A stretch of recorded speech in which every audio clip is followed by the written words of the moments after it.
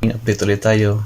Share ko lang sa inyo na 1 year na pala yung na-approve yung visa ko since nag-apply ko sa Canada. Ito po ngayon sa September 8. September 8 po dito ngayon sa Canada guys. Kaya dyan sa Pilipinas ay September 9 na. Ngayong araw po guys, September 8 dito na-approve yung visa ko while nasa Saudi ako. Share ko lang sa inyo guys na dito na ako sa Canada ngayon. Mas maganda ang buhay ko ngayon dito sa Canada guys. Kaya kung kayo guys gusto nyo mag-apply sa Canada, huwag pa rin mawala ng pag-asa, mag-apply pa rin sa jobbank.gc.ca.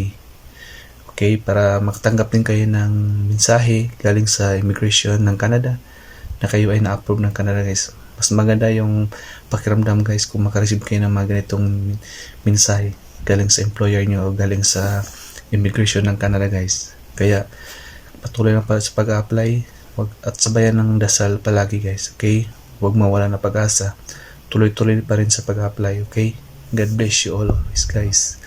Sana makapunta din kayo sa Canada.